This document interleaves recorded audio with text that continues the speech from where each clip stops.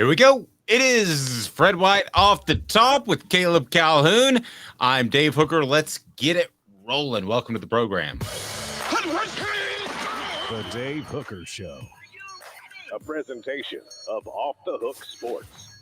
Objective insight, expertise, top guests. Available on YouTube, Apple, Spotify, and the Off the Hook Sports app. Download now for free. Also available on offthehooksports.com. I compute and obey. Now to Dave Hooker. Ready.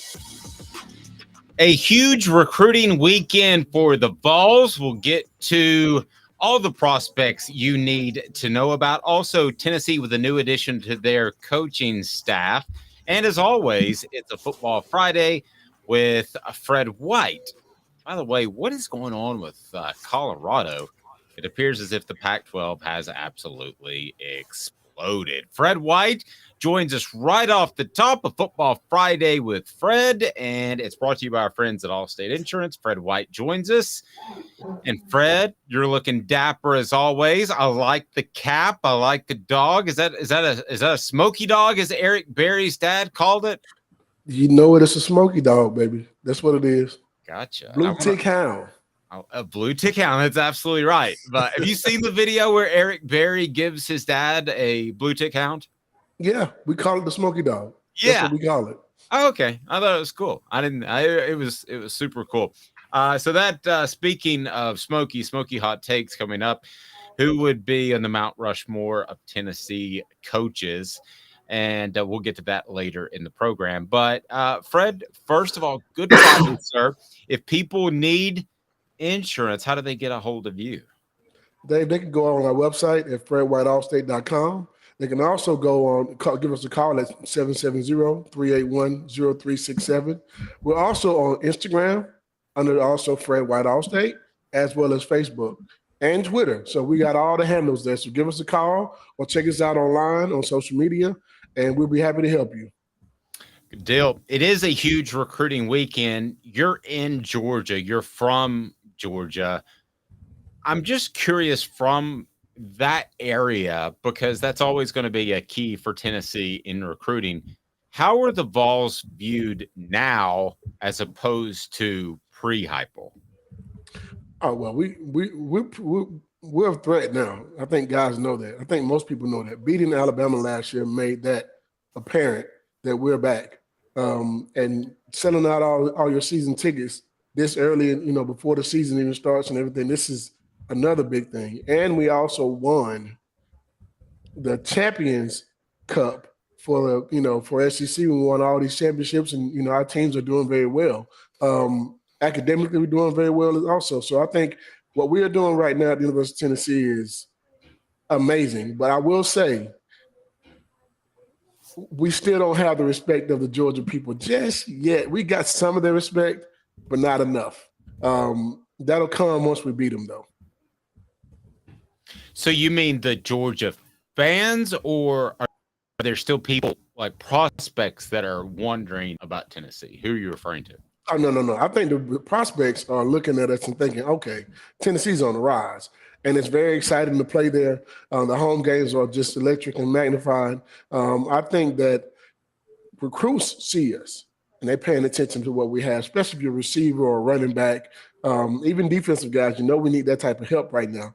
But if you're a quarterback or a wide receiver or a running back, one of the top ones in the country, this is one of the places you want to play, because we put a lot of points up and we throw the ball all over the field. If you're a receiver and you don't look at Tennessee, I think something's wrong with you. We put two guys in this past year, a third rounder and a fourth rounder, but I think those guys could have easily been first round picks. If you get some of that top talent into Tennessee, and you'll see some of those guys going first and second round. But one of the things on our Celebrate 98 series, and that's on the YouTube channel, so please hit the like and subscribe button, have your notifications on, because we'll have Sean Ellis, Steve Johnson, several players coming up next week. And Fred, one of the things that I found interesting from talking to some of those guys, even the defensive guys, well, we've talked to mostly defensive guys to this point, but that the Peyton Manning effect in recruiting was real. So even though you play defense, when you see Josh Heupel's offense, that can still have a big impact on your decision to go to UT, right? Absolutely. I remember coming to visit Tennessee, and it's my first time ever coming to Tennessee was Florida, 1995 and 94 rather. And I remember seeing Peyton Manning come in the game. I remember watching that game, and Tennessee got beat 30-0, and they were getting beat 30-0 at the half. And it was just like, man, I've never seen a crowd like this. They were still in the game, screaming for the team. And I remember my older brother saying to me, that's Peyton Manning. That's Archie Manning's son. He's a Hall of Famer. I know he's going to be good. And we have read a lot about him and, a lot of different things. But knowing that he was on that campus, knowing you have a quarterback that's going to be solidified at some point, even though he wasn't great his freshman year early on, but you can see the flashes of it, and it made you look at it and say, okay, when Peyton came in, they had a number one recruiting class, and they had some of the top receivers in the country come there. You knew you were going to win games. And one of the reasons why I wanted to come to Tennessee was because I felt like we had an opportunity to win national championships and SEC championships. And that having that quarterback in place was a big part of it. So, yeah, I think he did play a big part of us getting other guys to come in, offensive linemen, running backs, all those type of things. You look at the Jamal Lewis and the Travis Henry and the Travis Stevens coming to Tennessee. Travis Stevens, you could possibly think about, okay, well, he's from Tennessee. But Jamal Lewis and Travis Henry, are from Georgia and Florida. Peyton Manning being our quarterback played a huge part of them coming. Yeah, and it was the Georgia guys that changed everything. Yes, and then Cozy and Dion and Jamal. And I find it interesting that Jamal was a big driving force in that from talking to Dion earlier this week. So we'll get to all that on the Celebrate 98 series. And that's brought to you by Tennessee Cider Company. So certainly check them out. Fred, with this offense, though, and I'm playing devil's advocate here. I could be dead wrong, and you can call me out and call me dead wrong if I'm dead wrong. But would any defenders say, hey, man, I've got to play 80 plays a game because this offense is moving so fast, and I'd rather be at a place that was more ball control? Could you see a defensive player saying that? Could it in any way the offense be a negative at all? No, because that means you get more tackles. If they can't score, they can't win. What do you mean? You just stop them. You get 3 and outs all the time. If you're supposed to be a good defensive player, I don't care as many opportunities I have to get plays, guess what that means for me? More opportunity for me to make plays. Plain and simple. That's it. That's what it means. It means I get to make plays. That's it. Fred is the absolute best. Caleb, I want you to take over. Fred is the absolute best with saying, Dave, that was stupid, without saying, Dave, that was stupid. He just comes out. He's like, okay, dummy. I didn't say that. No, nope. But if you're a defensive player and you're coming to a place like Tennessee and you're thinking, well, they run too many offensive plays, I don't want you here anyway. That means your ass is lazy. Stay where you at. Go somewhere else. That's good stuff.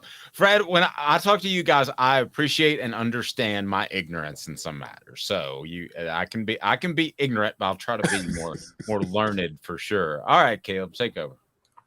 Fred, I spoke with Dave on the phone earlier this week about my thoughts on this, and I want to get you in on this because Josh Heupel, the way the system that Tennessee's running is obviously so up tempo. I mean, it's honestly, I've called it kind of controlled chaos to a certain degree. But I would like to ask, dare we go a little blasphemous and say that General Nealon's first game maxim is a bit outdated now? The team that makes a few mistakes will win. And you guys already proved that in the 97 Auburn game. Y'all made more mistakes and y'all still won. But if we go through the entire season like that, it's still true. You can't go through an entire season in every game you play, and that is the case. That's not possible. I think every team, regardless if it's high school, pros, or college, I think that makes a big difference. The team that makes the fewest mistakes will win. And it's not just big mistakes that you're talking about. You're also talking about alignment and assignment. If a guy's lined up correctly, or if a guy is in the wrong gap. We talked about that on our series 98, Celebrate 98. And that was one of those things where we talked about how one guy was out of position and that one guy being out of position made a hole so big that a running back ran 60 yards for a touchdown just because that one guy was out of position. The team that makes the fewest mistakes will win means more than just that one play or that big play that we gave up. It means your alignment, your assignment, taking care of your business, doing your job. So the team that makes the fewest mistakes, even individual players, that makes a difference. Fred, where is this when you watched them last year? You have you've seen some spring camp, I'm sure. Where is this team defensively in terms of talent level compared to where they need to be to topple Georgia and win an SEC or national title? How close or how far are they? I think we're closer than what we used to be, but you can never have too much talent. I think we need more. Yes, I think we need more on the defensive line. And I'm not taking a shot at any one position or one group or players or anything. I think our linebacking core is pretty good. Even though we lost a few guys, I like Beasley. I think Beasley's going to be one of those guys could be a first day or second day guy in the draft. I think he could be up for the buck as he should be. If you're, you came back, you played all this time, I think you have an opportunity to be that good. I like to see Tyler Barron take that next step and turn that corner. I think this could be his year. It just depends on what we have, It depends on who and the scheme we run, it helps, but also the offense we run helps. But depth on defense, I think that's one thing that we've been hurting for a long time. And for the last probably 5-6 years, we've been hurting on depth on the defensive line.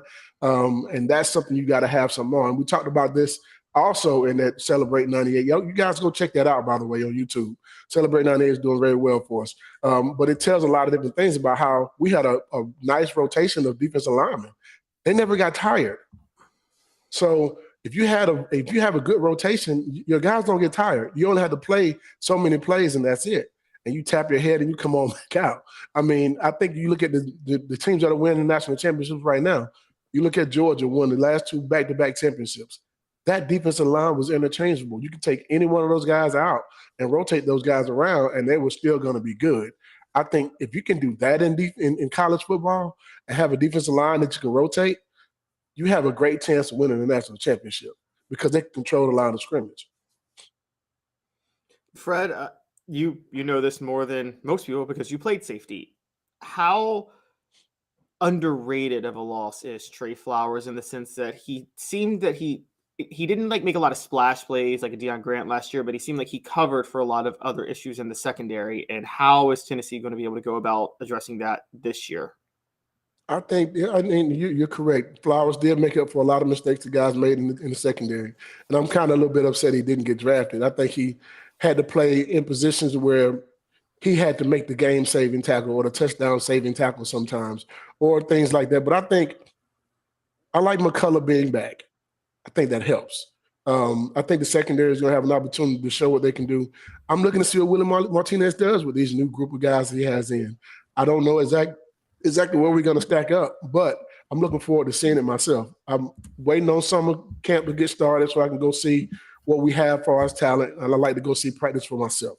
And we have a nice receiving core that is going to challenge them every day. And if you're getting challenged like that, you should get better every week. You mentioned linebackers. Keenan Pili, did you get much of a feel from him, the transfer from BYU? I've watched a little bit of film on him. I just haven't seen enough to understand, what type of player he is just yet and how he fits into our scheme. Like I said, I want to be able to go watch some practice firsthand or go watch a 7-on-7 that they do in the summer just to kind of see for myself, okay, this guy has it. Or, I don't know what he is yet. But I'm looking forward to seeing it with my own eyes. Watching someone on film in the Pac-12 and watching them in the SEC might be a little bit different. Well, that's true. Can you imagine, like you've said before, you don't count on freshmen, which is totally correct, and I 100% agree with. But can you imagine being in a situation that almost every school is that needs a hole to fill, and you've got a new guy that has to fit in chemistry-wise and scheme-wise with this transfer rule? How challenging do you think that would be? Because you guys grew up together. You knew each other through thick and thin, up and down, one side, the other. And then suddenly imagine saying, okay, well, you need a new linebacker. This guy's going to come in and he's probably going to start. Well, I'll tell you what. I don't think you win your position in the media. I don't think you win your position just because you signed. It's what you do when you come in. If you're a guy coming in from the portal, you need to go out and be extra, honestly. Go out and do more than what everybody else is doing. Go out and show what your work ethic is like, and you fit in. They don't have to fit in with you. You have to fit in with them because you're coming to their team. And you have to follow their rules too, because they have their own rules. So I think the guys that are coming in, it makes the guys that are already here, they look at you and say, let me see what you got. Let me see what you can do. You come and show me what you can do. You don't come in with accolades already and think, okay, well, I'm this and that. No. You don't come in and talk no trash. You come in and you get the job done first, and then you have a say. Don't come in talking, because you come in talking, we have to deal with you. And make sure you understand that this is our team. You came to our team. We didn't come to yours. Interesting. So it really is up to the individual transfer. And we saw one player come in at running back in August, and he was quickly jettisoned. Yeah, if you don't have the right attitude, you're not going to be accepted, and you're not going to be a factor. That makes a lot of sense. Exactly. That's whether you're a transfer or whether you're a freshman. It doesn't really matter. I mean, I can go back to when I was a freshman, and you didn't have much say. And we had a guy by the name of Darwin Walker that came in from North Carolina State. And I never forget this. And when we talked to Darwin, we got an interview coming up with Darwin Walker, which you guys are going to be. It's going to be amazing, by the way. But Darwin Walker came in as a transfer from North Carolina State. And everyone who comes to the University of Tennessee back then had to go in the cold tub. That's the rule.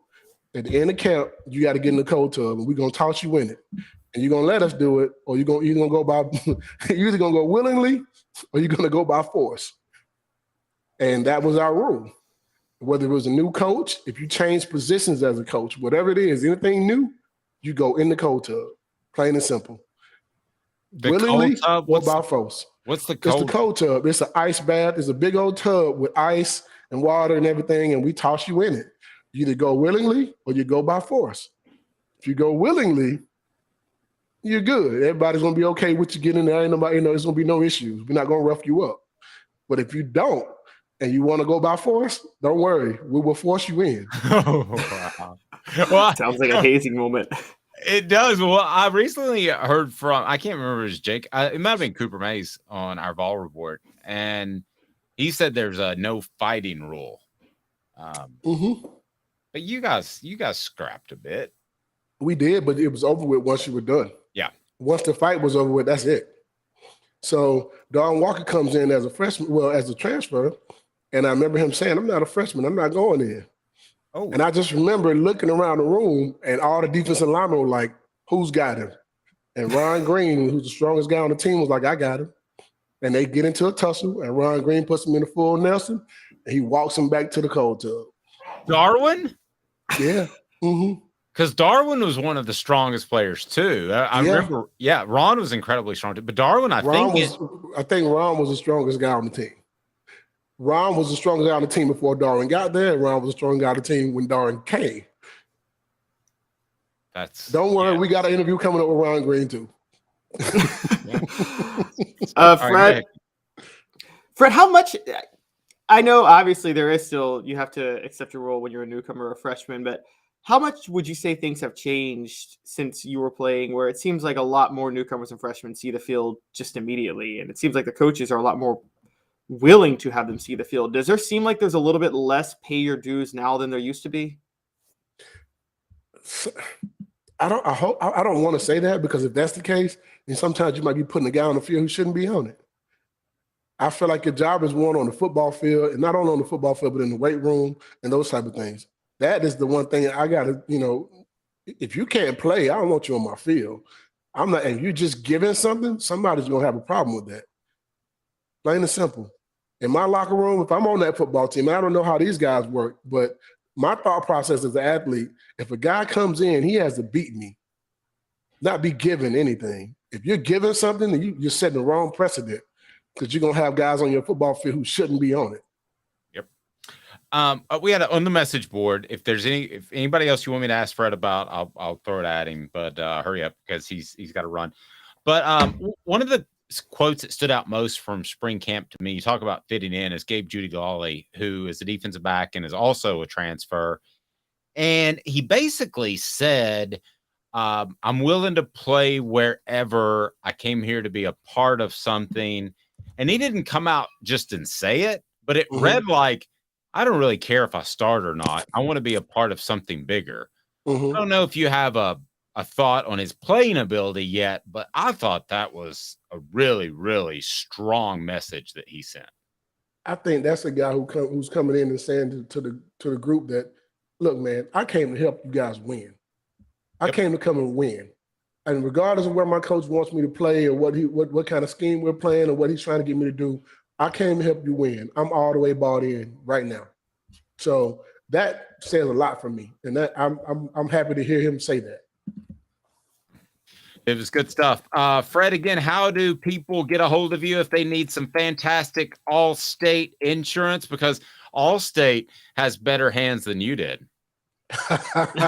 Yes, but you know what? When I got with Allstate, you're all in good hands, though. I guarantee you. You put my hands with Allstate's hands, and you got some great hands. I guarantee you. Well, you can give us a call at 770-381-0367.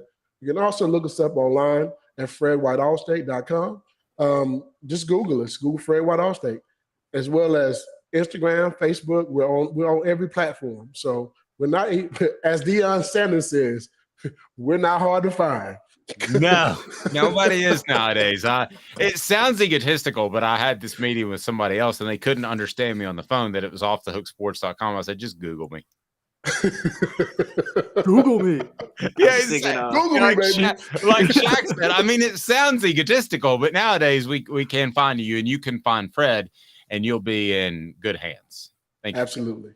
Thank you, guys. Fred White, always appreciate it. A Football Fred. Friday with Fred. I want to steal that hat. That is tight. It's time for today's tough question. Today's tough question brought to you by our friend Andy Mason, AndyMasonRealEstate.com. And man, a lot happening. That's good stuff for the Vols. Today's tough question is now.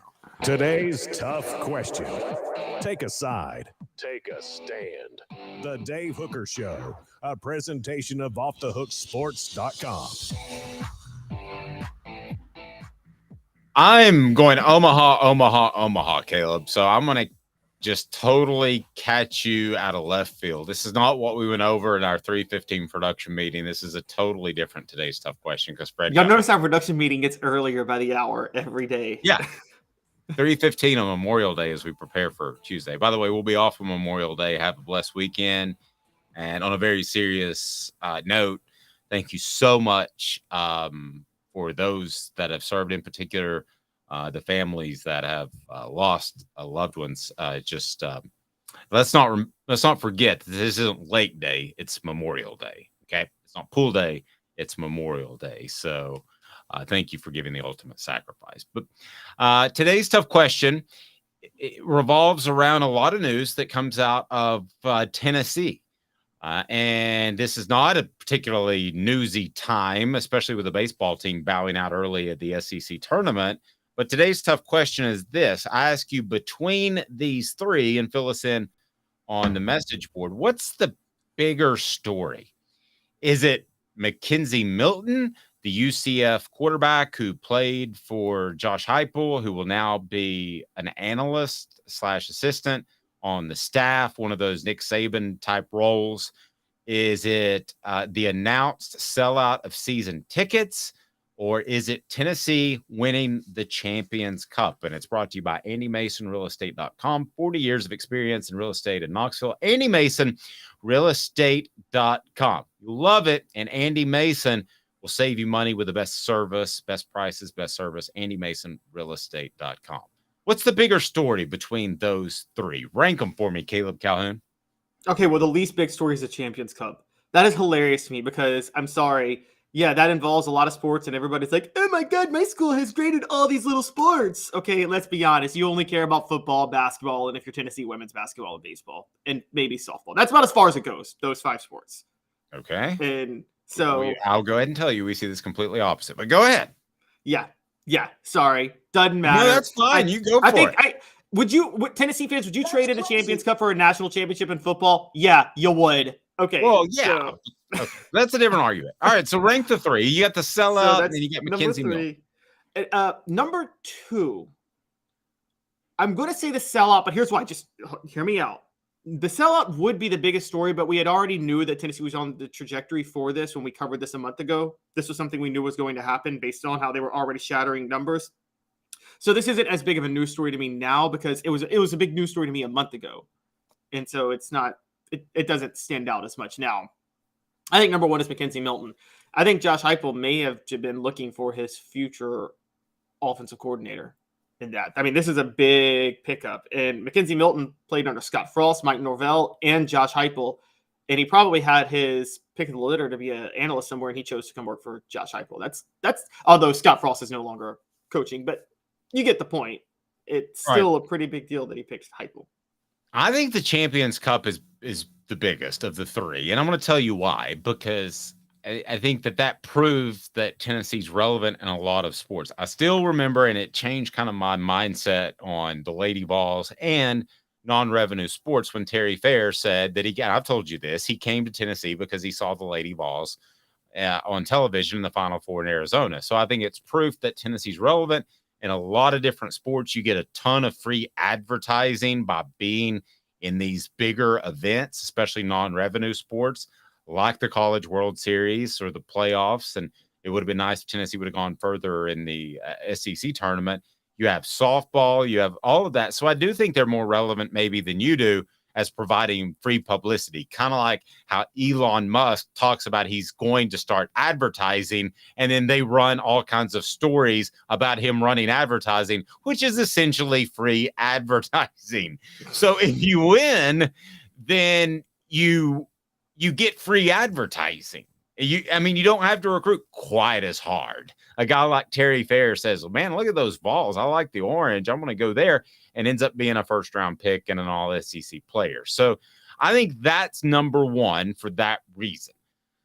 Number 2 is Milton, and that's what Travis on our message board says as well. Number 2 is Milton because, and I would be exactly opposite of this if this is a defensive-minded coach like Nick Saban. I think it was important for Nick Saban to bring in offensive minds that were different from him, like Lane Kiffin. I think the opposite of Josh Heupel. I think Josh Heupel needs to bring in the same offensive minds because his offensive plan is going to work unless there's a significant rule change. And yes, I think he's lining people up so his guys get better jobs and they move on as coordinators somewhere else, or they move on as head coaches, as Alex Golish did.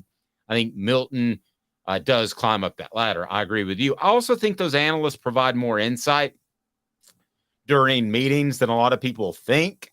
I think that Alec Ablin had a say in some of the more innovative plays last year that Tennessee ran. I think that there's a good chance Milton will as well. And let's be real honest, even though it's an NCAA violation, most schools have those guys run out on the field and coach, even though they're not supposed to. So you've got a guy that really knows the offense if they decide to do that. Not that anybody would, not that Alabama closes practice for a particular reason, not that 38 offensive analysts run out on the field for Alabama. I'm just saying.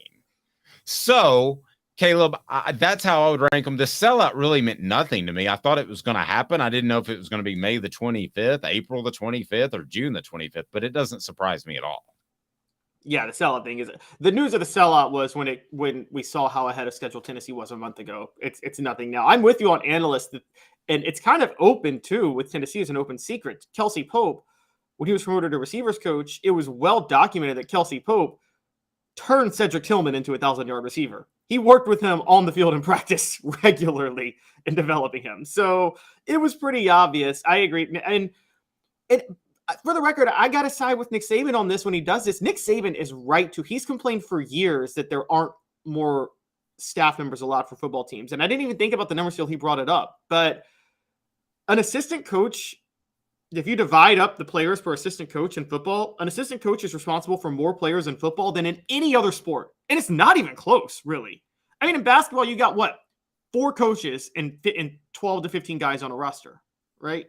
Yep. So you're talking 3 to 4 guys per coach. You got like 100 guys on a roster and you're allowed 10 staff members. That's insane. And that doesn't even count the scout team and all of those guys. I got to ask you this, though. Let me play devil's advocate.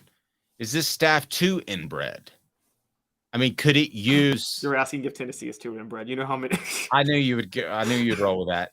But is it too inbred from a philosophical standpoint? No, I don't think so. I think it's working too well right now. Yeah, I don't think so either. And I think defensively too, when you have a Garner who's kind of an old school guy, and then you have a Banks and they defensive line coach, defense coordinator, respectively. I think that they have different approaches. That's where you probably want to have some fresh ideas in there, because they are having to complement an offense that runs a cajillion plays every game. But I don't see that right now. I don't see that it's too inbred at all. I think that bringing in Milton was a very positive thing, but I thought I would throw that out there. And now Fulmer, on the other hand, I would say when that's what did Fulmer in, is Tennessee was too inbred towards the late 90s, early 2000s. I think they just after were so Cutcliffe obsessed. left? After Cutcliffe, yes. They were so obsessed with in-house. Well, they were. I agree. Randy Sanders was an easy decision, and in retrospect, it wasn't the right one, even though you're talking to the guy who sat down with him and his dad at a Cracker Barrel and wrote how he might be the next head coach at Tennessee, and that was the 2005 season. So obviously that didn't, or the 2005 season. So obviously that didn't go very well. I think that fresh ideas are good, but I think everybody being on the same page is good, and I think Milton will bring some new ideas. By the way, somebody said they've got to go. Have a great Memorial Day weekend. We appreciate that. We got an app. We'll go where you go. So download the app. We appreciate that. And coming up, Tennessee's huge, as some guy named Donald Trump likes to say.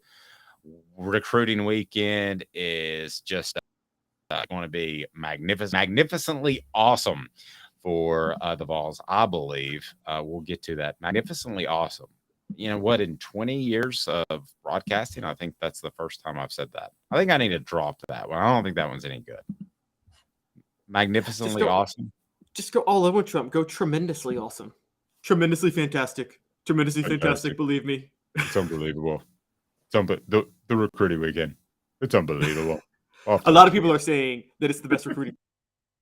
And Craving Wings South North Shore location, where we've heard people say that you can get the best wings in East Tennessee. Pero ¿quién es este? El número 87, Jacob Warren. I'll just do 6 of my sauce 87, please. Imposible, señorita. Dale 6 más. Look at these wings. Perfectas, deliciosas, fantásticas. Man, I don't know what you're saying, but it sounds awesome. How do you say fresh, never frozen in Spanish? Frescas, nunca congeladas. Make your way to Craving Wings and get you 6 más. But what was funny about Cadis, we were a full continuum of care at that time. We had detox, we had inpatient, we had outpatient. So we were doing a lot of the things that we do now. But now we just do them so much better. It's really a simple program, but we're complicated people. I am what I am, and now I got to do something about it. You can take your life back. Call Cadis today. Got cataracts? We can fix that. Never miss another moment. With a little help from Doctors Campbell, Cunningham, Taylor, and Hahn at cctis.com. Do you want to own the more that owns every job? Then get to Vassey Lawn and Garden in Cleveland and get you a Toro. I'm David Vassey, here to talk to you about Toro. With a Toro Zero Turn, you'll get more out of every minute and you'll reach the finish line faster. At Vassey's, we like to say, no matter if you're mowing 3 acres a week or 11 lawns a day, homeowners and business owners alike find confidence in equipment they can trust from top to bottom. Vassey Lawn and Garden, Highway 60 North in Cleveland. Man alive, it's worth the drive. Our family has been creating jewelry since 1986, each piece unique, with a story all its own. I'm Rick Terry with Rick Terry Jewelry Designs. I'm a jeweler, and I want to be your jeweler. We're grateful that you chose us to be Knoxville's best jeweler. My family and staff look forward to serving you. So please come see us. Kingston Pike and Campbell Station Road in the heart of Farragut and downtown on Gay Street, right next to the Tennessee Theater.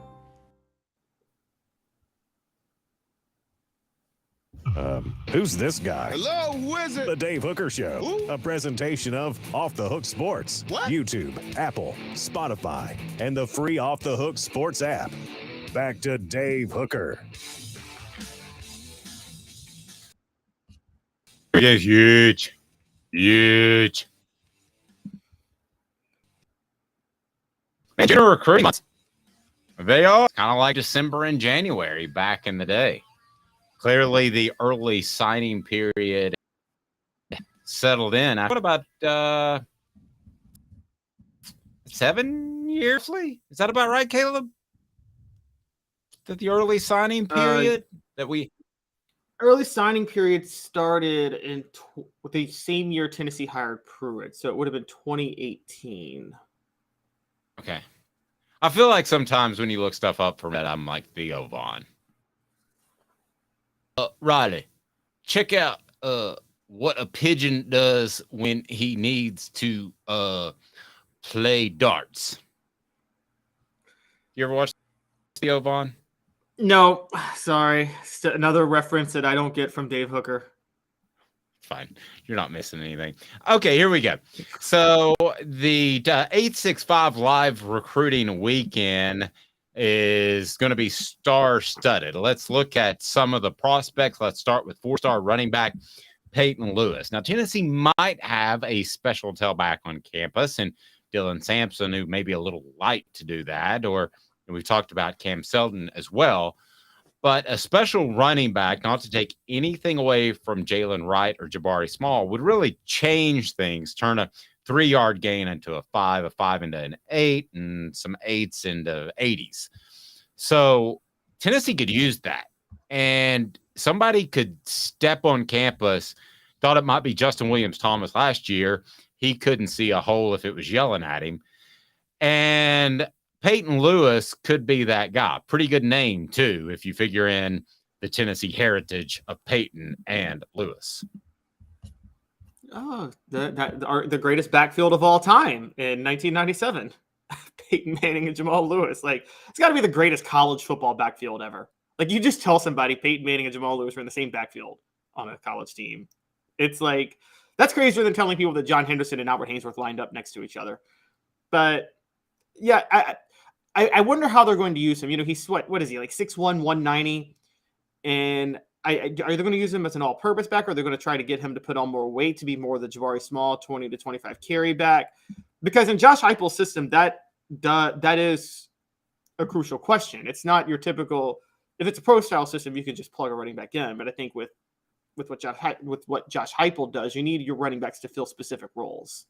He might be the next Dylan Sampson, because I don't think that Dylan Sampson, from what I hear, is going to be on campus after 2024.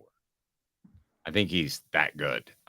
So, yeah, it takes a year to kind of get up to speed from pass protection and all that sort of thing. And I think that Dylan Sampson has a big year this year, may have a decision to make in 2024. Now, the person that people are really excited about, and they should be, is 5-star linebacker Sammy Brown. 5-star, has visits slated for Georgia, Clemson, Oklahoma, and Ohio State. He's from Jefferson High School in Georgia. That would be absolutely huge if Tennessee's able to land him. Yes, Tennessee needs to roll out the red carpet for Sammy Brown. He already perfect size, 6'2", roughly 220. I've heard some rumors that Clemson might be in the lead right now. And if there's any reason for Tennessee to roll out the red carpet for Sammy Brown, it's to not have him go to Clemson. Again, Tennessee needs Clemson to fall apart as a program, even more than Georgia to a certain degree. And so you can't afford to lose. If you lose Georgia guys to Georgia, okay, happens. You lose Georgia guys to Clemson, you're in a bit of trouble with Tennessee. They need to go all out for Sammy Brown. All out. Orange carpet, as I just saw on the message board. Yes, roll out the orange carpet for Sammy Brown. I was waiting for that. We need some Lane Kiffin hostesses to come back if we need to. If they need to. Another guy that could be the next Dylan Sampson is Boo Carter, although I think he's going to play corner, but he's listed as an athlete now, 4-star guy, Brainerd. This would be a huge get for Tennessee. Now, I do have a little bit of concern how he left his original high school in the fall and ended up at Brainerd. I'm going to look into that a little bit more, but physically, you look at the guy and he's got what you want out of a versatile athlete prospect. Yeah, and I think it's pretty obvious they're going to plug him into the secondary, aren't they? Yes. Yeah, which is exactly what Tennessee needs at this point. So, and if you guys have looked back and tracked, Dave, you've covered recruiting longer than I have, but at least since I've been covering recruiting, the best cornerbacks I've seen in college were almost all of them were recruited as athletes, particularly Tennessee. They were listed as athletes more often than they were listed as cornerbacks. Especially, yeah. I mean, it usually means you can't catch, right? So, Rashad Baker would certainly fit that mold. I think Jabari Greer was a athlete. There are natural corners that you would love to have, like Jalen Ramsey, who's out of the mid-state area. I mean, he was going to play corner. There was no question about it. Our own Fred White was a cornerback. A lot of people don't realize they got him there and said, hey, we've got a lot of cornerbacks. You need to eat and put on weight and get bigger and play safety. He's like, I really don't want to. It's too bad. Okay. And then 4-star linebacker Edwin Spillman. He is out of Lipscomb, Tennessee Academy. You and I have, I think, like a pending silent wager about how the mid-state will be able to support Tennessee's football program. You don't think there's going to be a lot of guys out of Nashville, and history would support that. I think it's a matter of time until Nashville is a recruiting hotbed, but Spillman would be a big pickup either way. And just so people know, when the show was over yesterday, I went down a list of just random mid-state guys, and I'm like, hey, Dave, remember covering him? And Dave's like, oh, yeah, he was highly talented. He was awful. I mean, yeah, no, I'm not arguing with you the production of it at all. One guy that we kind of forgot was Jalen Reeves-Maben. Yes, we did forget about Jalen Reeves-Maben. That is true. Yeah, because he's listed as, I thought of that yesterday. He's listed as Clarksville a lot instead of the Nashville area. So that would have been I would still go in on Edwin Spillman. I would. I mean, I think a 4-star linebacker, again, yes, mid-state underachieves and is overrated, but typically 4-star mid-staters, they're usually they usually can fill a roster spot. Yep. And then Daniel Calhoun, no relation that I'm aware of, but Daniel Calhoun is a 4-star offensive lineman. Now, he's got official visits set up to Georgia, Texas, Alabama, Auburn. This is one of those it guys. So I'll make recruiting really simple for you. Instead of 5 stars and all that nonsense and all the rankings and stuff that people get caught up on, I'm going to make it real simple for you. There's anywhere guys, somewhere guys, and nowhere guys. There's guys that can go anywhere they want. There's guys that can go a few places, and there's guys like me that couldn't go anywhere. So he is an anywhere guy, and you've got to win some anywhere guy battles against the Alabamas and the Georgias of the world. And you would think Tennessee has an opportunity to land him, but you kind of got to prove it. He's out of the state of Georgia. This would be the equivalent. I'll just go ahead and tell you, this would be the equivalent of a Cozy Coleman type to get him out of Georgia, a guy that Georgia and Alabama really want. 6 foot, 6.5. He's 255 pounds. So he's going to put on weight, Caleb, but the fact that he is lighter makes him a better fit, in my opinion, for Josh Heupel's offense, because they like people to be able to move their feet. So I can't bet on Tennessee getting a highly rated guy right now out of Georgia when Alabama and other teams want him. But I'll tell you this, I can definitely say that Tennessee is in the running now, and I don't think they would have been in the running 2 years ago. Yeah, and what the thing with Daniel Calhoun, and you're right, they have a factor they can sell, which is their offense may be a better fit for him. Although, isn't he listed at like 330 now? I don't know his exact weight. Check that. We may have a typo in our story. I'll let you check on that. Yeah, let's see. I mean, he would be a monster. Yeah, he's listed. He would. He's listed at 330, but that's not a big deal because if you're 330 in athletic, I mean, Darnell Wright was 330 and homeboy could do backflips. And so I think that I don't know if he's that athletic. I will say this. Rivals Futurecast already has him unanimously going to Georgia right now. And so I do think you have to weigh what are my chances of getting this guy out of Georgia? And I don't know if Tennessee has as much of a chance to get this guy out of Georgia. I don't think Alabama does either, honestly. And so we'll have to see how that goes. Yeah, but in all fairness, you would have said the same thing about Deion Grant and Cozy Coleman. And as I learned from talking to Deion earlier this week, you know what spurned that is that Georgia was not high on Jamal Lewis. So that's why the 3 came to Tennessee. So a lot of other things could be at play, and that's Josh Heupel's job is to find those little niches to wedge Tennessee in there, right? Yes, but isn't it a little bit easier when you're a top 10 program and the other program is completely floundering because they have, as Steve Spurrier once said, Ray Goof as head coach, and as opposed to being a program that just won back-to-back national titles, followed up by Jim Dumlin. I never See heard what we that did one. there? We're riffing. All right, so let's continue rolling. Cameron Fountain of Youth will be at Tennessee. He's got an official set for Knoxville on June the 23rd, but he'll be in Knoxville this weekend. He's also out of Georgia. So there's a theme here. Tennessee is going after the Georgia prospects, and that's what they need to do. Has a visit locked in with Southern California, and that's according to our Caleb Giroux, who you need to check out his story. So that's a big deal to me that he would look at Southern Cal, because you don't look at Southern Cal unless you're willing to leave the state of Georgia. So if you're willing to leave the state of Georgia, then you could leave the state of Georgia for Tennessee. So that to me is a factor if I look at it with my recruiting background. Oh, yeah, they should definitely absolutely go after this guy, Cameron Fountain. It's not huge if they lose him. I think if there's one area where Tennessee's actually set themselves up pretty nicely long-term, it's edge. I don't know how you feel about that, but I actually think they've done a pretty good job recruiting edge rushers to this point. Totally agree. Another 4-star linebacker. I remind you, crafttreats.com. Crafttreats.com. Use the promo code Off the Hook. The promo code Off the Hook and get 20% off. You can go with their chill pills with the CBD derivative. Will help with your pet's arthritis, digestive issues, or anxiety. And also, they have non-CBD pet treats that are fantastic. Again, crafttreats.com. Use the promo code Off the Hook. The promo code Off the Hook for 20% off. 4-star linebacker Jordan Burns, the number 34 linebacker in the class.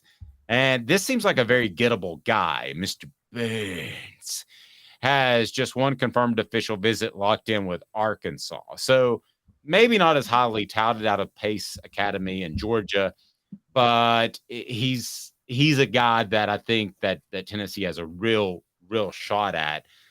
Your thoughts on Mr. Burns? Yeah, he's a composite 4-star, which is good news for Tennessee. And also, according to 247, the only 3 schools with warm interest are Arkansas, Auburn, and Tennessee. Now, the red flag on that is, does that mean that that would suggest those are the only 3 schools he's interested in? I would believe that the only reason those schools are the highest on his list is because Georgia and Alabama don't want him that much. That's the only thing that I could really, because I feel like if one of them wanted him that much, he wouldn't have Arkansas and Auburn on that list. But that's okay, because Tennessee is still going to take some of those guys. Jamal Lewis, who I just referenced, was the guy that Georgia was just warm on, and perhaps that's because they had warm on him. I didn't know that story until I talked to Deion this week. You would have thought anybody would have rolled out the red carpet for Jamal Lewis, like whatever you need to get to campus.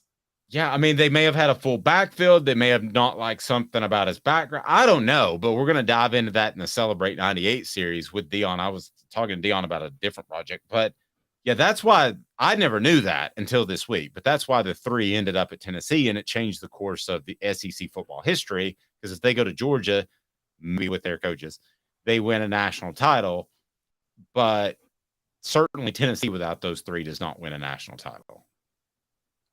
Definitely. And probably, all 3 of them. They need all 3. Even Jamal Lewis. I know he got hurt, but they're not beating Syracuse without Jamal Lewis that year, honestly.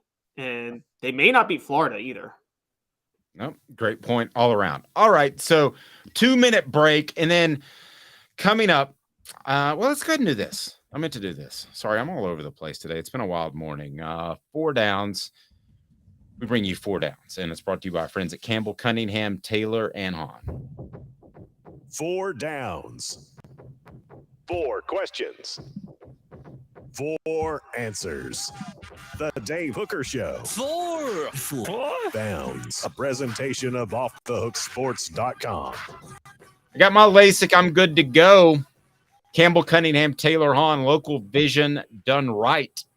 And they do LASIK, cataracts, but also have the individual eye service centers for your annual visit. And their clinics are fantastic. When it comes to LASIK, there's nothing like it. All right, first down, most coveted recruit this weekend is?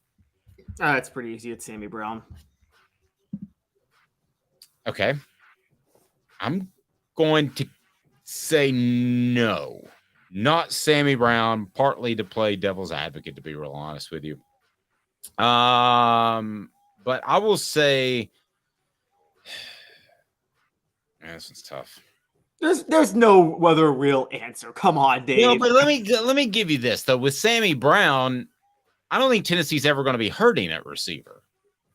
I'm sorry, linebacker. So yeah, I'll go Sammy Brown. You talked me into it. All right. Yeah, I mean, linebackers still in need, and Sammy Brown is the most highly touted player on this group, and also the fact that Clemson is targeting him. Yes. All right. Sammy Brown, hands down. All right. So second down. Most likely to commit this weekend is? That's another obvious one, and it's Edwin Spillman. Okay, you think it's Spillman. All right. Third down. I will agree with that. It will be a loss if the Vols don't get blank. And I'm not talking about this weekend. Yeah, that was mine too. We're agreeing on all of them.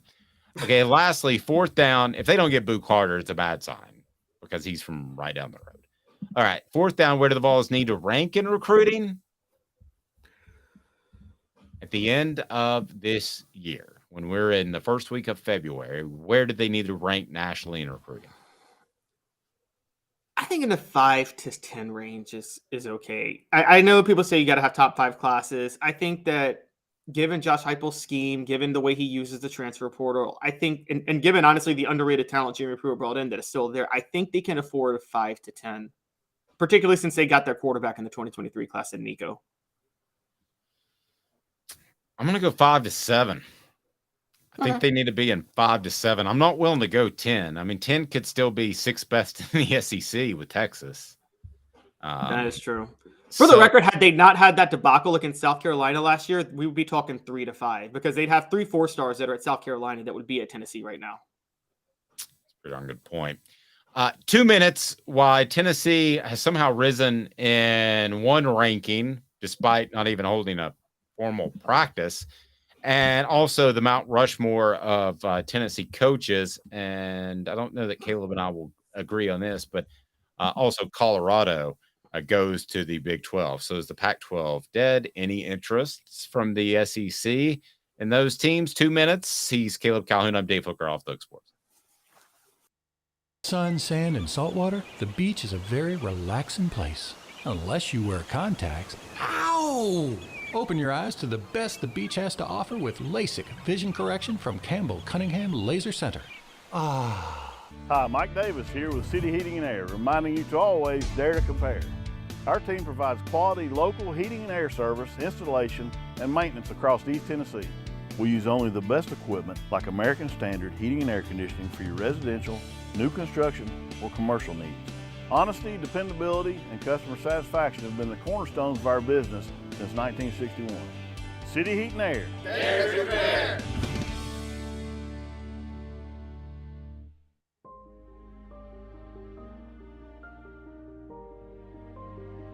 Our family has been creating one-of-a-kind pieces of jewelry in West Knoxville since 1986.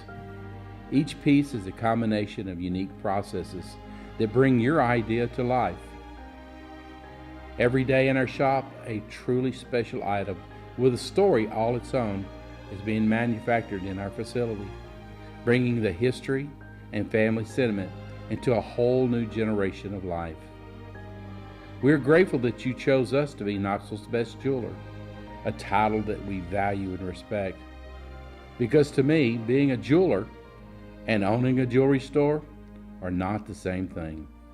I'm Rick Terry. I'm a jeweler, and we want to be your jeweler. Kingston Pike and Campbell Station Road in the heart of Farragut, and downtown on Gay Street right next to the Tennessee Theater. When you want a hard cider that's easy to enjoy, one that's crafted to perfection, you need Tennessee Cider Company. Some say it's the signature cider of the South. Others say it's the cure to your craving. They all say you'll savor every sip. With a selection of ciders free to sample, all it takes is one taste. Visit tncidercompany.com for more information, as well as to shop our ciders and merchandise online. Thirsty yet? Doors open at 10 a.m. Who's this guy? Hello, wizard. The Dave Hooker Show, Who? a presentation of Off the Hook Sports. What? YouTube, Apple, Spotify, and the free Off the Hook Sports app. Back to Dave Hooker. If you haven't tried Tennessee Cider Company yet, you need to. It's fantastic. And they deliver. What about that? Thank you, COVID. I think you could deliver alcohol before then, could you, Caleb?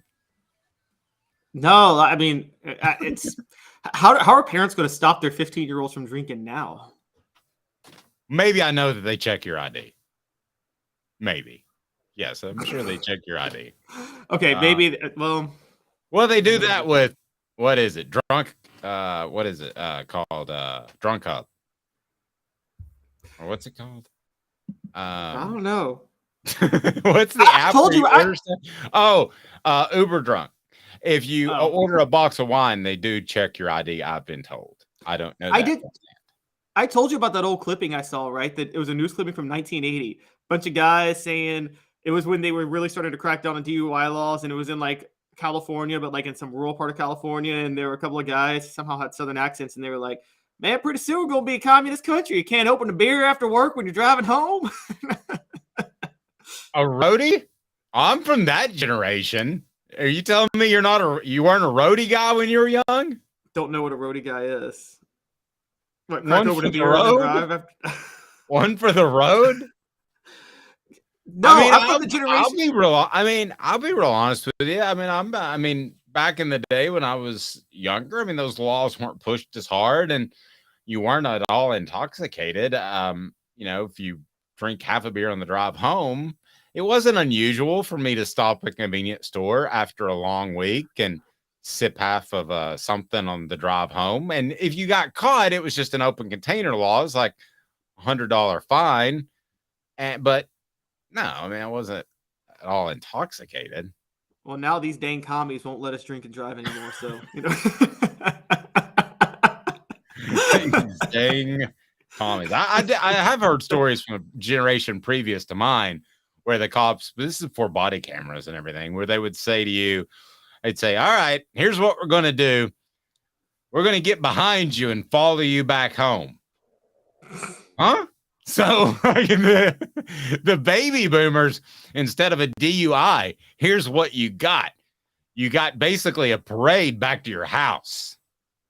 Man, but you drove your vehicle. It wasn't even keep it on the side of the road and pick it up when you sober up in the morning. It was like, try to keep it in between the lines. And if you wreck, we'll be behind you to help you. Now that's customer service.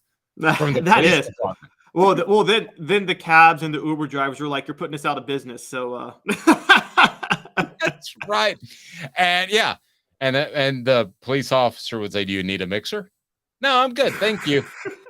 All right, but let's get serious here for a second, or semi-serious. America, as Smoky Mountain Red said, and I agree completely. I don't even know that this is a what the H anymore, but I've got the element, and by golly, I am going to play it. What the? What was he thinking? Release the hounds. The Dave Hooker Show. Keep cool. A presentation of OffTheHookSports.com. Good gracious, it is a Friday. Papa John says, that is protect and serve. Good one. Line of the day. Papa John, go ahead and just here. It's a line of the day. If you beat me at line of the day, I'm just gonna hook you up with a shirt. So Papa John, here's my email. You're getting a Hooker shirt, which you're getting quickly dated by the moment as Hendon Hooker's moved on. Maybe I could get some in gray and blue. All right, so I don't know if this is a what the H or not, but Colorado is going to jump to the Big 12. It seems weird, but not anywhere close to as weird as Southern California and UCLA moving to the Big 10. I think this is a move that Colorado had to make. I think this was probably discussed when Dion was making the move to Colorado because the Pac-12 is imploding or already has imploded. So I don't know if this even qualifies for a what the H. What choice does Colorado have when it comes to Pac-12 program? Colorado is borderline relevant, but I think the relevant ones would be Colorado, Oregon, Washington, maybe just because they're in the Seattle market. Yeah, but I'm not a TV market guy. I mean, you might be right by some people's standards. I'm not a TV market guy. I'm like best product on the field guy. Okay, then probably Utah has a pretty good market. I mean, they won back-to-back Pac-12 titles. A good product. They have a pretty great. Yeah, they have a great following in Salt Lake. I mean, again, Salt Lake City drew more for the Pac-12 title game than LA when Utah played USC last year. Okay, so me personally, I would take Utah over Washington, even though you might have a slightly smaller fan base, just because I think that Utah is a better football program and a more relevant football program. And you actually have a larger fan base, just a smaller market. Right. You see what Yeah, I agree. And then I would say probably Arizona State, one of the Arizona schools. I don't know which one, but I think one of the Arizona schools you could probably take in there too. Yeah, those non-football towns. One of the most non-football towns I've ever been to is that Phoenix area. I don't know if they even know football's going on half the time. I think they'd rather watch Kevin Durant shoot free throws on a Saturday. It's a radically fast-growing area though, so I think they might start to care. There was a period, wasn't there, in like the 90s where either Arizona or Arizona State, I think it was the year Tennessee won it. Like they went like 11-1 or finished in the top 5. But I think what's clear cut is Utah. And I mean, but we're talking about this. I mean, does Colorado even count? Because Colorado has been a bottom feeder of college football for the last 25 years. So, Can I tell you another one of my, this is just how different it is. I'll tell you another one of my favorite recruiting stories that has to do with the Pac-12 as we have just veered wildly off of the topic is Arizona State was recruiting a guy that ended up at Tennessee. And they go in there and they say, hey, why would you want to go to Tennessee? They have too much talent. You'll never play.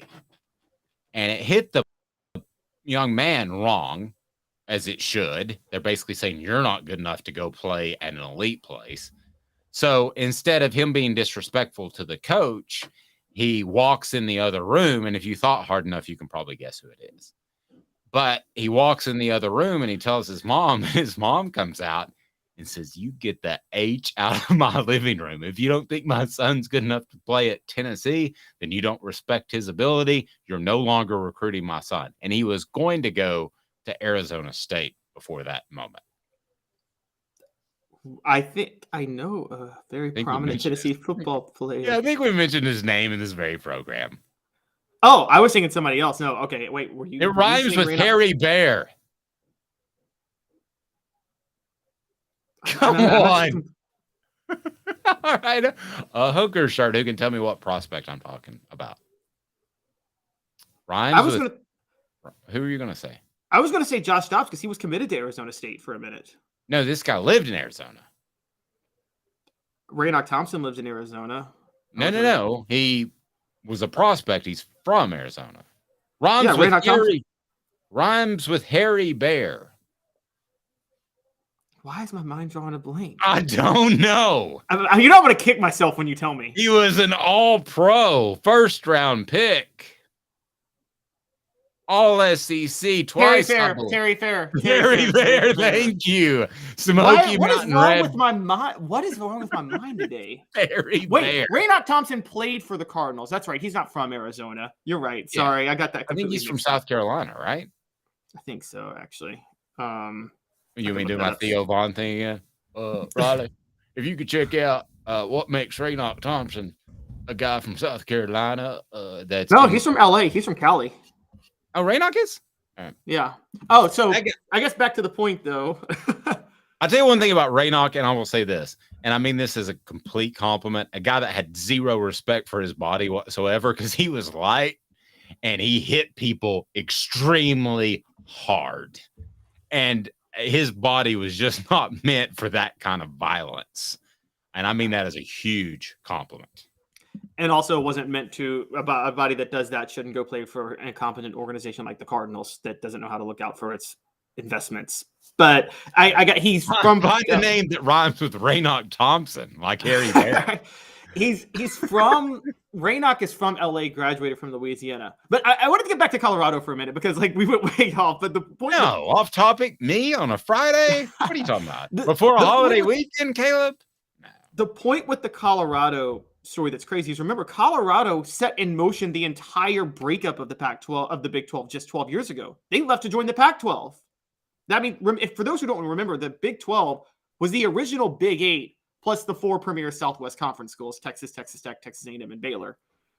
And Colorado was part of that Big 8 rivalries with Nebraska. Nebraska goes to the Big 10, Colorado goes to the Pac-12. So it's hilarious how the tables have turned. The question becomes, what happens with the 4 corner schools? That's why I brought up Colorado, the 2 Arizonas, and Utah. And Dave, Arizona is an AAU-affiliated school, so is Colorado and Utah. Do you think there's a chance that the Big 10 would go for them at all, or is there just no value that they bring? Would they draw the big? Would Utah or Colorado hold the Big 10 back? Would they be moochers rather than producers? Well, I think the Big 10 would go for the TV market route, like you mentioned Washington. So, well, I think they were looking the TV market route, and then they decided last year that Washington is just not worth it. That even with the TV market, Washington would just be a moocher, not a producer. No, that's fair. I guess it depends what you want. I mean, would the SEC go after an Oregon? They played them. Would there be anything neat about that? I'm obviously grasping for straws to see. I'll make an argument. It would be neat to have a West Coast team. It would be, you'd have another huge market, blah, blah, blah. I still think it's stupid. I think Greg Sankey has been very committed to a level of congruency with the SEC and to keep it regionally based. The SEC's next move is into Carolina and Virginia if they expand. First of all, Florida State, the SEC's next move is raiding the ACC. Whenever they're able to do that, and that may not be till 2036, but they're going to raid the ACC. Within the next 20 years, you'll have schools from Virginia and North Carolina in the SEC. And I think if the SEC, I'm sorry, 20 years. Well, you got the ACC that deal they just signed to get the merit-based revenue sharing may be enough to keep them there till 2036. So, is that signed, sealed, and delivered? The merit-based revenue sharing? Yes. As far as I am aware, given the fact that the schools have a handshake agreement, so I think the ACC is going to sign off on it. And at that point, it wouldn't be worth it for a Virginia Tech or an NC State to leave because, I mean, that's a risk. There's not going to be an ACC. Like we talked about yesterday, if you cut off those bottom teams and you pull some funds from them, they're going away. You're going to have a Wake Forest cut football. Yes, but for Virginia Tech and not Virginia Tech, but for NC State, it's not worth cutting that risk because if they leave right now, they may have a vested interest, even though they were one of the 8 that would be willing to leave. They probably have a vested interest for right now. It probably feels safer to do the merit-based revenue sharing and stay in the ACC because if they leave, they may not get an offer from somewhere else. Because I'm telling you this right now, if the SEC outbids the Big 10 for North Carolina because North Carolina is the most coveted school, not in one of those 2 conferences, if the SEC wins out on North Carolina, NC State is screwed. They can't go to the Big 10. And the SEC is not going to go for NC State if they get North Carolina. No. So, yeah. I think what's going to end up happening, is with this ACC deal, I feel like the top half's pushing the bottom half out, and this is just an easier way to do it than going full out Civil War and making the conference defunct as they tried to do. I think they were one vote away. And listen, don't be surprised if some ACC teams like Wake cancel football. If they get money pulled from them, that's the most they could easily say, we're losing money at football. Let's go all in on basketball even more than they have. Either way, I don't think it's 20 years. I don't think that within 5 years, the ACC, I'll say within 4 years, the ACC as we know it will be gone. Completely. Okay, that's fair. I will say this. The question is, should the SEC just raid the entire ACC or just the schools they want to keep the Big Ten out? I mean, I think the SEC, I for instance, I don't think it's worth it to add Georgia Tech. But if the Big Ten is looking at Georgia Tech, you get Georgia Tech because that's where markets matter. You don't want the Big Ten in your territory for the SEC. So I think they should go for Georgia Tech, Florida State, Miami. I think they should go for all 8 schools looking to leave, maybe even Virginia. Keep the Big Ten north of Washington, D.C. So Tennessee moves from number 9 to number 6 in Bill Connelly's post-spring SP plus ranking.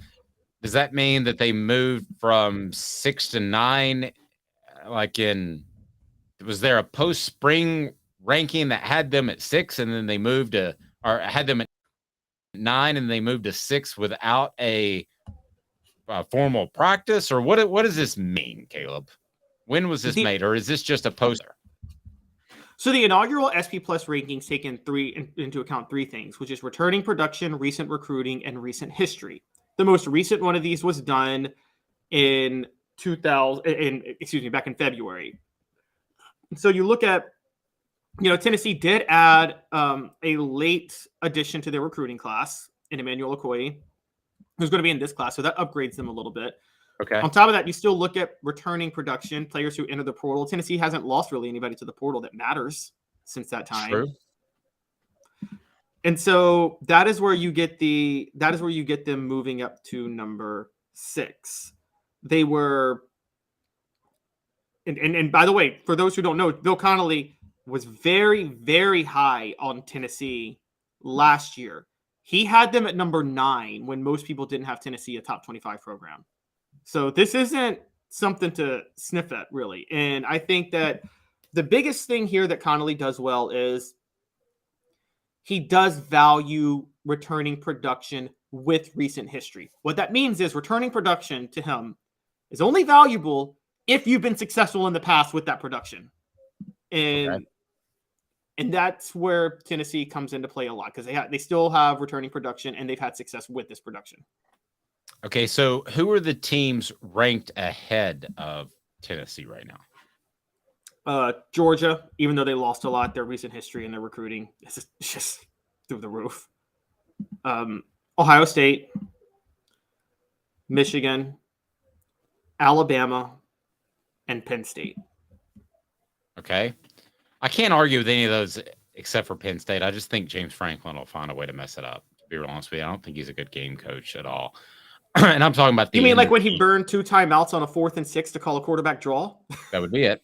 But yeah, I'm talking about end of the year where they'll end up. So that's fine if Bill's numbers add up to this and Tennessee 6. But Tennessee being 6, I think, is incredibly strong, especially when you look at the factors that I don't believe he is weighing in, and that would be schedule, right?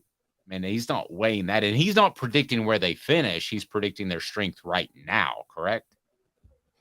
Correct. He's predicting their strength right now. It has nothing to do with strength of schedule or anything like that. That's what the FPI is for. But the fear was that Tennessee might fall in the SP Plus rankings because they didn't add a lot of elite talent since February, and they rose. So this is a very, very big deal. And look, the team right behind them is LSU. Then there's Oregon, then Texas, and USC, and that rounds out the top 10. Florida State is number 11. Again, I think one of the hard parts with this recent history thing is you look at someone's record and where they finished ranked, but it's hard to determine if they Florida State finished 10-3 last year and finished ranked in the top 12. I don't think they deserve to be ranked in the top 12. I think their 10-3 would have been a 6-7 in the SEC or even the Big Ten for that matter, because they played such a horrible schedule. Because the ACC is, Dave, you'll love this. Josh Pate had a great point, which people are trying to say that the ACC is better than the Big Ten because they have more playoff wins. Well, Clemson has all. Take out Clemson, and the ACC is god awful the past 7 years. Longer than that. I mean, yeah, you'd have to go back to Vautech with Mike Vick making a run. That was when they were in the Big East, so that doesn't even count. Oh, you're right. It doesn't. I mean, other than Clemson, who've they? Florida State in 2013, early 2010s when Florida State and Clemson were both powerhouses. Okay, Florida State is the obvious one. Sometimes Florida State feels like it just feels like they shouldn't even be in the ACC because of their history and being dominant at times. But yeah, I'm trying to think back. I guess Mac Brown, the first time at North Carolina, had things going pretty good. I think David Cutcliffe had Duke going at a competitive level, but there's a glass ceiling, of course, there when it's not basketball. So, yeah, I mean, other than Clemson in a generation, what do you really have? Nothing. And that's where I say that, because the debate, here's the question. Florida State and Clemson. I left them out again. Sorry. And this is, and Dave, I would ask you that obviously the SEC just dominates everybody. Which gap is bigger? The gap between the SEC and the Big Ten, or the gap between the Big Ten and the other Power 5 conferences?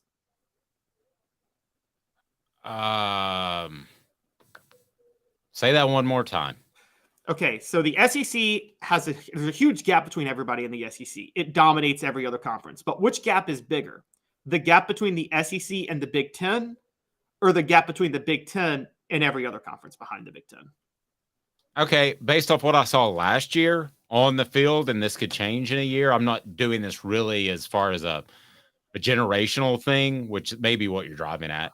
But I would say, factoring in a little bit of recent history, not just last year, I would say that the SEC is a 10, that the Big Ten is an 8, and that the closest other conference, pick whichever one you want, is a 5.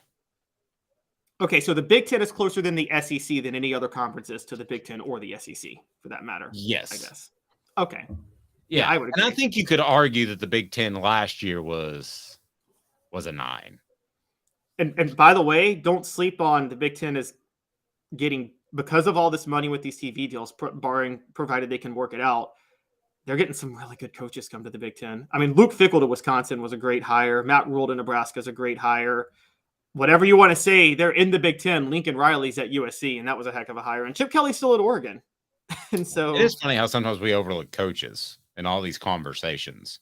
And if you got money, you can go hire a coach. Sure, you can pay NIL guys, but is there any one player that Tennessee's gotten through the transfer portal that is worth more than Josh Heupel? No, not at all. I mean, even Hooker and Milton were transfers, but still, would you? Yeah, I wouldn't take just one over Josh Heupel. I don't know that you could come up with 3 transfers. If you wanted to lump together Milton, Hooker, and Dante Thornton, would you take them over Josh Heupel? No. Silly question because they don't get them without him, but. And Alabama, no one talks about this, but this was the only reason the SEC wasn't lapping the field in the 90s, because in the 90s you had a few other conferences, was because the SEC was probably the dumbest conference at coaching hires. They were so stuck in sticking within the family. And, you want the SEC guy. Alabama reset the standard with Nick Saban, didn't they? They said, hey, we're going to unload all the money we have to get the most high-profile coach we can get and not care what anybody says. And that totally changed the trajectory of hiring coaches in the SEC. No, it completely did. I agree with you. Want to hit on something real quick. One of the most incredible, coolest traditions. So I know there's a lot of younger people that watch, but I think it's one of the most overlooked, amazing traditions that Tennessee has, and it's the retired jerseys. And I'm not talking about Reggie White. I'm not talking about Peyton Manning. I'm not talking about Johnny Majors or Doug Atkins. They all deserve that, but specifically referring to the players who lost their lives. in battle, fighting for our country on this Memorial Day. Bill Nolan, Rudy Clare, and of course Willis Tucker and Clyde Fuson. So, again, this is not Lake Day weekend. It's not Pool Day weekend.